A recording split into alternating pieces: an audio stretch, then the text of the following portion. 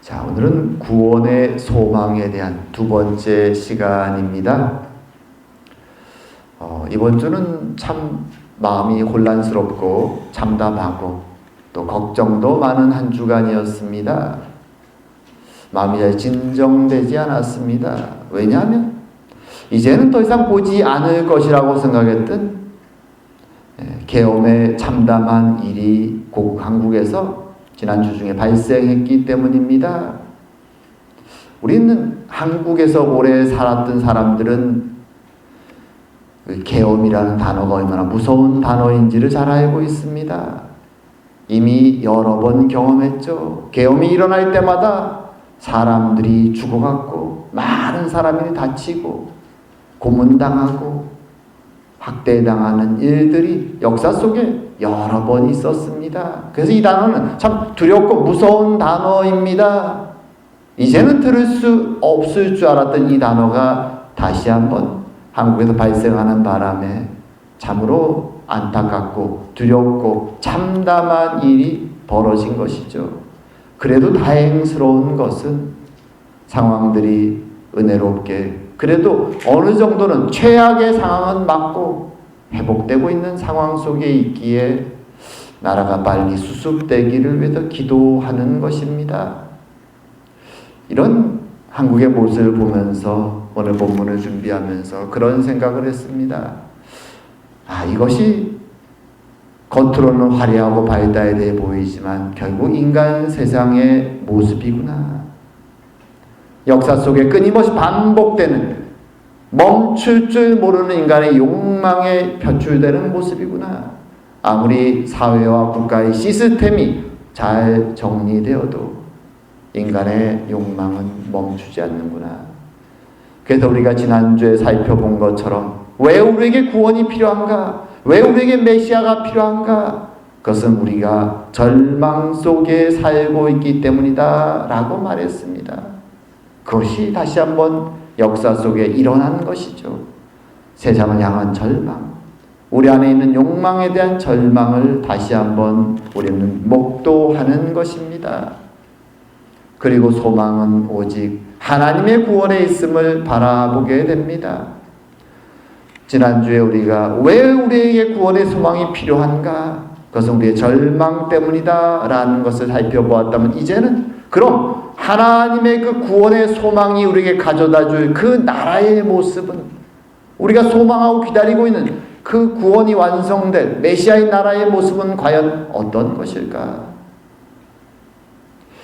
사실 성경에서 주로 묵시록들이 그 내용을 다루고 있는데 예언서나 대부분은 굉장히 상징적이고 비유적으로 그 표현들이 설명되기 때문에 정말로 그 모습이 어떠한지 우리는 구체적으로 알기는 어렵습니다. 하지만 오늘 본문을 잘 읽게 되면은 그 내용이 뜻하는 바가 무엇인지 그 나라의 영적인 모습이 어떠한 것인지는 우리에게 명확한 메시지를 줍니다. 그래서 오늘 본문을 보면서 우리가 소망하고 기다리는 구원의 그 나라의 모습은 과연 어떤 것인가? 그리고 그 나라가 이제 곧 임박했다고 말하는데 그 나라의 백성으로 그 나라를 기다리는 우리의 모습은 과연 이 본문은 우리에게 무엇을 요구하고 있는가? 한번 생각해보는 시간을 갖기 원합니다. 자, 그럼 우리가 기다리는 지금이 어둠과 절망의 시대라면 우리가 기다리는 구원의 나라, 구원의 소망, 메시아의 나라의 소망은 과연 어떤 모습일까요? 오늘 본문 2절에 보게 되면 한마디로 이렇게 얘기합니다. 그것은 빛이 있는 나라의 모습이다. 2절에 이렇게 얘기하죠. 흑암에 행하던 백성이 큰 빛을 보고 사망의 그늘진 땅에 거주하던 자에게 그 빛이 비치도다. 빛을 발견하는 것이죠. 처음에는. 그리고 그 빛이 그에게 비치게 된다고 말합니다. 바로 우리에게 비추게 된다. 이렇게 본문을 설명합니다. 이것이 그 나라의 가장 큰 특징입니다. 어둠에 거한 자들에게 빛이 나타나고 그것이 비춰진다. 이게 무슨 뜻일까요? 빛이란 무엇입니까? 성경을 펴면 창세기 1장 가장 처음에 등장하는 최초의 창조물이 빛입니다. 빛이 세상에 없다. 어떤 일이 벌어질까요? 빛이 없다. 생명이 없어집니다. 어떤 것도 빛이 없으면 제대로 자랄 수가 없습니다. 우린 일상 속에서 그것은 너무나 다 잘 알죠. 빛이 없다는 것은 생명이 없다는 것이죠. 그래서 하나님은 빛을 인간에게 첫 번째 선물로 허락하셨습니다. 이 빛에서부터 생명이 시작됩니다. 그리고 그것은 육체적인 의미에서만이 아니라 영적인 의미에서도 동일합니다. 영적으로 우리에게 빛이 없다면 우리는 생명이 있을 수가 없다는 것이죠. 육적으로나 영적으로나 빛은 동일합니다. 성경은 그 빛을 무엇이라고 말합니까? 성경에서 빛을 표현할 때 세 가지가 언급됩니다. 첫 번째 빛은 무엇입니까? 하나님이고요. 두 번째는 하나님의 진리의 말씀이고, 세 번째는 그리스도가 바로 진리로 오신 구원의 주, 그분이 빛이라고 말하죠. 그리고 하나 더 첨가하다면 그 자체는 빛이 아니지만 하나님의 빛을 받는 그의 백성들이 빛의 자녀가 된다고 말합니다. 수없이 많이 반복되는 말씀인데 그 중에 대표적인 말씀을 꼽으면 이렇습니다. 시편 27편 1절에 이렇게 얘기하죠. 여호와는 나의 빛이요 나의 구원이시 내가 누구를 두려워하리요. 하나님의 빛을 보게 되면 그 빛을 찬양하게 됩니다. 왜냐하면 그분이 나의 구원이기 때문이죠. 두려움이 없어진다고 말합니다. 그리고 이어서 시편 119편에도 이렇게 말하죠. 주의 말씀은 내 발의 등이요 내 길의 빛이니라. 하나님이 주신 그 말씀이 우리에게 인도자가 되는 빛이다 라고 말하죠. 이제 요한복음에 오면 예수님께서 이렇게 말씀하십니다. 나는 세상의 빛이니 나를 따르는 자는 어둠에 다니지 아니하고 생명의 빛을 얻으리라. 산상수훈의 말씀 마태복음 5장에서도 이렇게 얘기합니다. 너희는 세상의 빛이라. 산 위에 있는 동네가 숨겨지지 못할 것이다. 이것이 성경이 말하는 영적인 빛의 의미입니다. 어둠 속에 사는 우리에게, 죄로 에덴 동산을 떠나고 추방되어서 욕망과 죄와 어둠 속에 살아간 우리들에게 하나님은 빛이시고, 그 빛이 우리에게 주신 진리의 말씀이 또한 우리를 인도하는 빛이 되며, 구원과 진리를 위해서 이 땅에 오신 예수님이 우리의 빛이며, 그 빛을 받을 때, 그 빛을 따라갈 때 우리도 빛의 자녀가 된다라고 성경은 말해줍니다. 자, 이것이 오늘날 살아가는 우리에게 어떤 의미일까요? 하나님이 빛이시고 그분의 진리가 우리의 빛이고 그리스도가 빛이시며 우리는 그 빛을 따라가다 보면 빛의 자녀가 된다라는 이 말씀이 과연 어떤 의미입니까? 사실 세상 나가 살 때 우리 이거 잘 의식하지 못하고 살아갈 때가 굉장히 많습니다. 왜냐하면 세상 속에는 하나님이 주신 빛 안에 거하는 자들, 어둠 속에 거하는 자들, 동일하게 하나님이 주신 지혜와 이성과 양심을 가지고 살아가기 때문이죠. 쉽게 잘 구별되지 않을 때가 굉장히 많습니다. 하나님이 주신 능력은, 인간에게 주신 능력은 놀랍죠. 그 지혜는 감히 다른 동물들과는 비교할 수가 없습니다. 너무나 뛰어난 능력을 주셨습니다.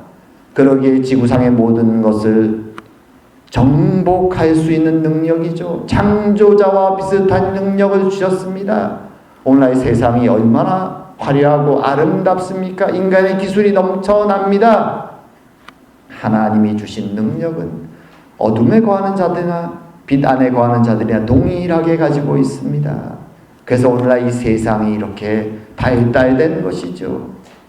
하지만 또한 분명한 차이가 있습니다. 어둠에 거하는 사람들은 분명히 무엇이 옳고 그른지 알지만 그의 양심이 어두워지기 때문에 나아가야 될 길을 온전히 찾지 못합니다. 알지만 자신의 본능이, 욕망이 그것을 막아버리죠. 그래서 가야 될 길을 넘어서 엉뚱한 곳으로 빠져들기가 십상입니다. 아주 쉽게 사람은 탈선을 위해서 하는 것입니다. 어둠으로. 분명히 느낌이 양심에 오지만 어둠 속에 있다 보니 쉽게 그것을 벗어나 버리는 것입니다. 그리고 자신 속에 있는 욕망을 따라 다양한 일들이 세상에서 벌어집니다. 서로 미워하고 경쟁하고 다투며 살아갑니다. 그런 세상이다 보니 사람들은 항상 걱정과 두려움이 많습니다. 그리고 걱정과 두려움으로 살다 보니 어느샌가 그것을 이겨내기 위해서 다양한 형태의 중독 증상이 드러나죠. 권력에 중독된 사람, 돈에 중독된 사람, 명예와 자랑에 중독된 사람, 때로는 술과 마약에 중독된 사람, 어떤 사람은 오늘날 쇼핑에 중독된 사람, 자신이 가지고 있는 걱정과 불안을 이겨내기 위해서 욕망을 따라 걷다 보니 선을 넘어가는 것이죠. 균형을 잃어버립니다. 자신이 돌아올 수 없는 선까지 가버린 사람들이 이 세상에는 가득합니다. 그런 사람들을 바라보면서 모든 사람들은 저 사람은 선을 넘었어라고 얘기하지만 자기 스스로도 그와 유사하다는 것을 잘 발견하지 못합니다. 하지만 빛 속에 거하는 사람들은 다릅니다. 하나님의 빛 안에 들어와 있는 사람들은 양심에 하나님의 빛이 비치죠. 그래서 어떤 것이 옳은지 어떤 것이 하나님의 길인지 분명히 깨닫습니다. 물론 길을 걷다 실수로 금을 밟고 선 밖으로 나갈 수도 있습니다. 하지만 양심이 빛 속에 있기 때문에 하나님의 시선 앞에 있기 때문에 선을 넘는 순간 그는 자신의 잘못을 깨닫습니다. 그리고 양심이 말을 하죠. 부끄러움을 느낍니다. 그리고 사람들 앞에서 자신의 부끄러움을 고백하고 그것을 교정합니다. 그리고 하나님이 주신 능력을 사용해서 욕망을 채우는 것이 아니라 사랑하고 섬기며 하나님의 빛의 공동체를 세워가는 것입니다. 그것이 하나님이 얘기하시는 빛 속에 살아가는 세상의 모습, 하나님의 공동체의 모습인 것이죠. 그리고 그 후반부에 나오는 3절, 4절 오늘 본문 나오는 내용들은 그렇게 빛 속에 살아가는 사람들에게 무엇이 일어나는가를 더 자세하게 설명합니다. 그런 빛 속에 살아가는 삶이 우리의 소망이 된다고 말하는 것이죠. 자, 이렇게 빛 속에 살아갈 때 하나님의 빛이 내 양심을 비추고 하나님의 진리의 빛을 따라 걸어갈 때 과연 어떤 일이 벌어지는가? 자, 3절에서 이렇게 말합니다. 주께서 이 나라를 창성하게 하시며 그 즐거움을 더하게 하셨으므로 수수하는 즐거움과 탈취물을 나눌 때의 즐거움같이 그들이 주 앞에서 즐거워하오니 기쁨, 즐거움입니다. 빛 속에 살아가는 사람들의 가장 큰 특징이 뭐냐? 기쁨이 그 안에 항상 충만하다라는 것입니다. 기쁨이. 그러면서 오늘 본문에 보게 되면 그 기쁨에 대해서 두 가지 비유를 듭니다. 어떤 비유들입니까? 추수하는 즐거움, 그리고 탈취물을 나눌 때의 즐거움. 자, 이 두 단어를 이게 원어로 잘 보게 되면 어떤 의미인가 하면 추수하는 즐거움 우리가 다 쉽게 알죠. 1년 동안 수고한 농사를 짓고 그 결실이 아름답게 됐을 때, 내가 원하는 만큼 충분히 결실이 됐을 때 그 추수의 기쁨은 굉장히 큽니다. 자연 속에서 농사지은 추수의 결실. 두 번째 나오는 탈취물을 나눌 때의 즐거움이라는 것은 전쟁의 승리를 의미합니다. 전쟁의 승리. 고대인들은 유목민도 많고 도둑들도 심지어 자신들의 재물을 가지고 다닙니다. 낙타와 말을 타고 다니면서 탈취를 해서 싸워서 승리하면 자신의 소유가 더 많아지는 것이고 지면 자신들이 소유한 걸 다 빼앗기는 것입니다. 오늘 본문의 배경이 이제 그것을 배경으로 한 것이죠. 근데 본문을 잘 보게 되면 추수하는 즐거움, 전쟁에 승리한 자의 즐거움. 사실 이 두 가지는 즐거움이란 단어로 지금 긍정적인 측면을 말하고 있지만 고대 이스라엘 사람들에게는 사실 이 두 가지는 반대로 가장 큰 두려움의 대상입니다. 왜 두려움의 대상일까요? 가나안 땅은 굉장히 건조한 땅입니다. 성경을 읽다 보면 기근이 들고 가뭄이 들어 사람들이 먹을 것이 없어서 정말 힘들어하는 모습이 여러 번 등장합니다. 때로는 먹을 것이 없어서 풍족한 이웃나라 이집트까지 몰려가는 장면도 등장하고 먹을 것이 없어서 자식을 죽이는 장면까지 등장합니다. 항상 농사를 짓는 사람들에게 두려움이 있습니다. 언제 또 기근이 찾아오지 않을까? 어려움이 찾아오지 않을까? 과연 우리의 가족이 이 한 해를 잘 농사의 결실을 통하여 살아남을 수 있을까? 생존의 문제인 것이죠. 사실 이것은 건조하고 농사가 잘 안 되는 가나안 땅만의 문제가 아니라 한반도의 역사를 봐도 기근의 역사가 굉장히 많습니다. 보릿고개란 말이 있죠. 항상 굶주림은 어쩌다 한번 경험하는 것이 아니라 항상 그들의 삶 속에, 일반 백성들의 삶 속에 굶주림의 문제는 항상 있는 문제였습니다. 그리고 그 굶주림의 기근이 더 심해지면 나라가 망할 정도로 흔들립니다. 그런 큰 고통이죠. 그러기에 오늘 본문에서 말하는 추수하는 즐거움, 어떤 면에서 일상 속에서는 가장 두렵고 걱정이 되는 문제가 바로 이 추수의 문제입니다. 사실 추수를 방해하는 요소는 또 있죠. 자연재해만이 아니라 전쟁과 다툼이 그들의 농사를 위협하는 가장 큰 요소 중에 또 하나이죠. 항상 걱정이 많습니다. 하지만 하나님의 나라는, 그 빛 안에 거하는 나라에는 더 이상 그 두려움이 없어질 것이라고 말하죠. 땀 흘려 수고한 자에게 그들이 수고한 만큼 아름다운 결실이 있을 것이라고 말합니다. 어떤 사람들은 천국을 생각하면서 그렇게 생각하는 사람들이 있습니다. 야, 그 나라에 가면 이제 정말 아무 일도 안 하고 그저 편안히 놀고 먹고 그저 게으르게 배부르게 살 수 있을 거야 라고 상상하는 사람들이 가끔 있습니다.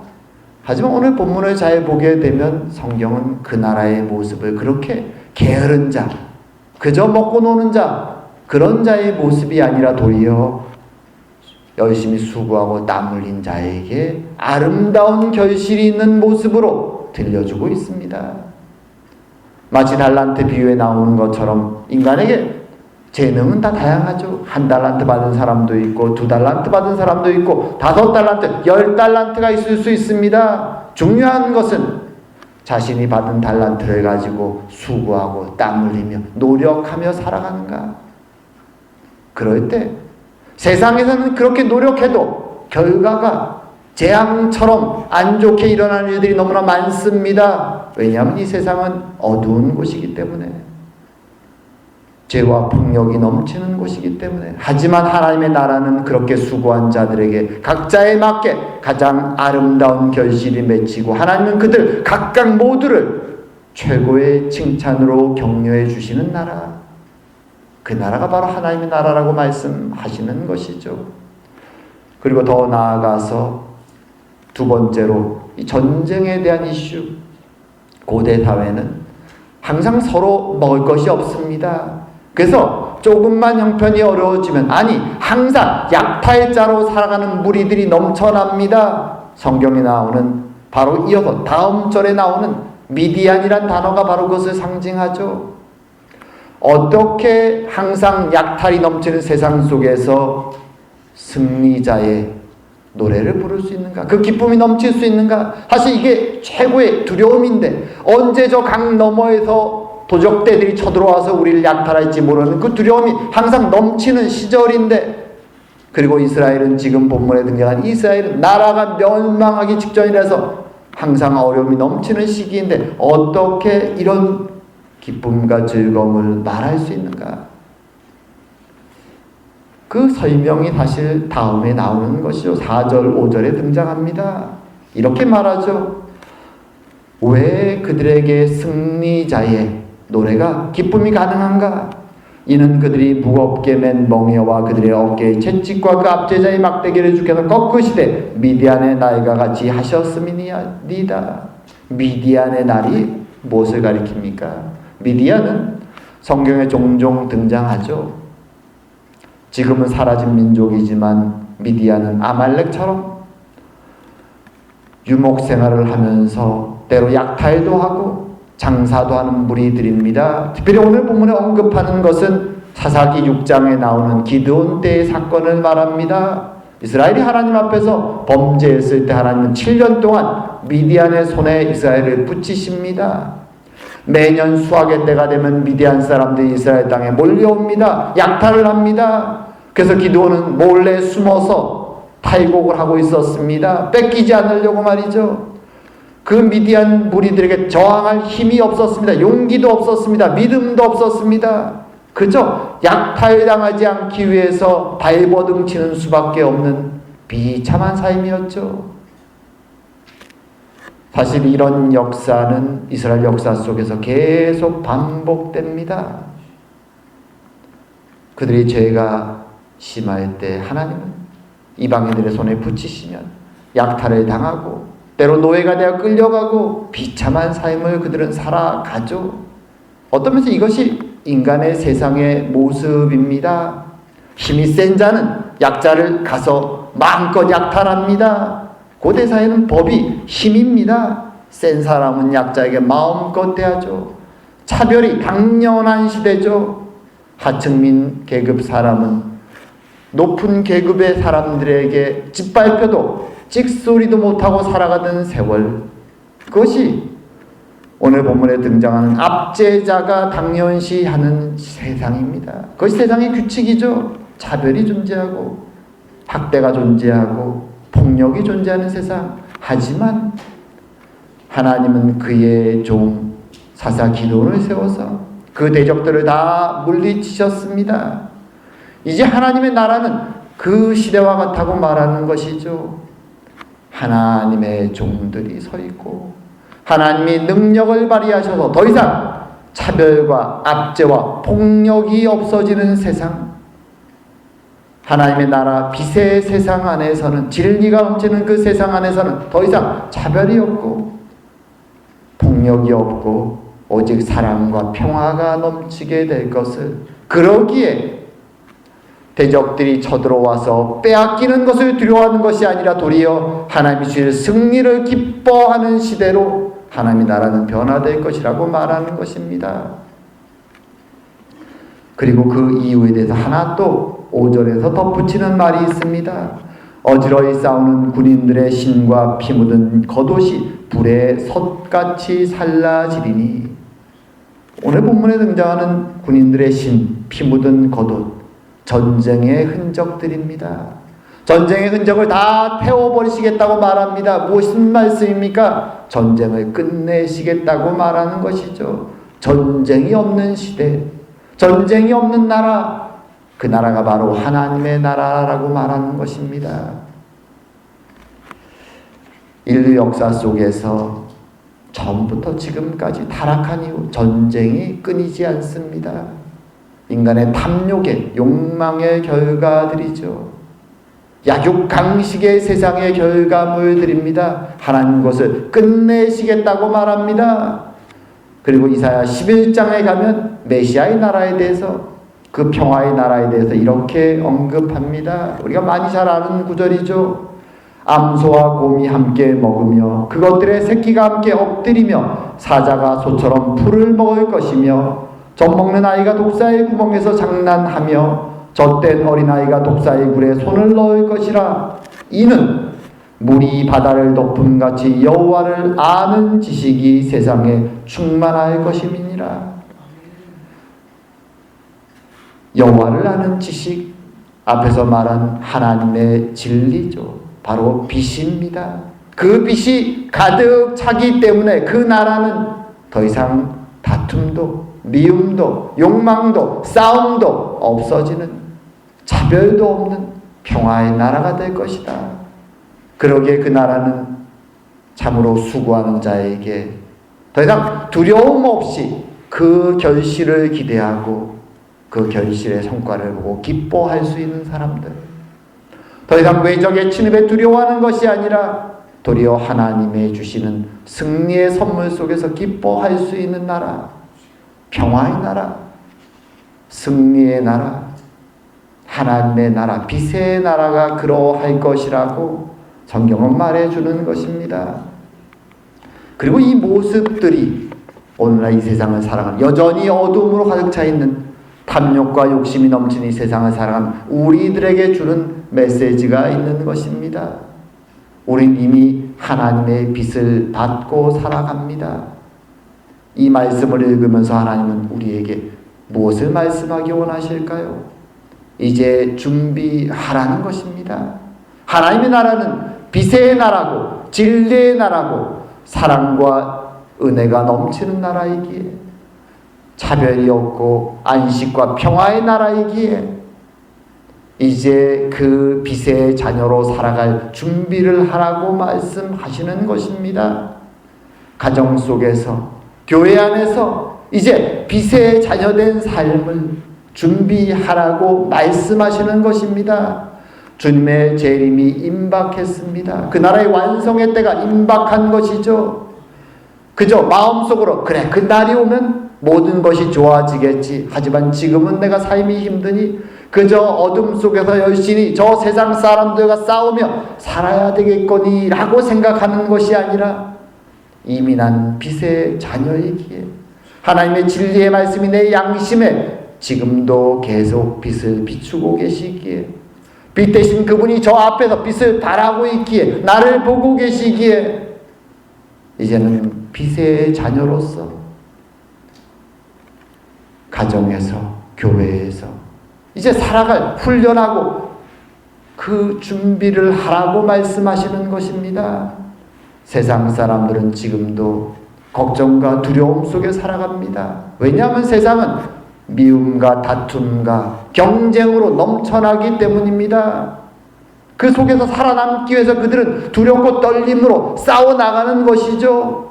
서로 속이고 싸우는 것이 당연합니다. 적당한 거짓말은 너무나 당연한 것이 이 세상의 모습입니다.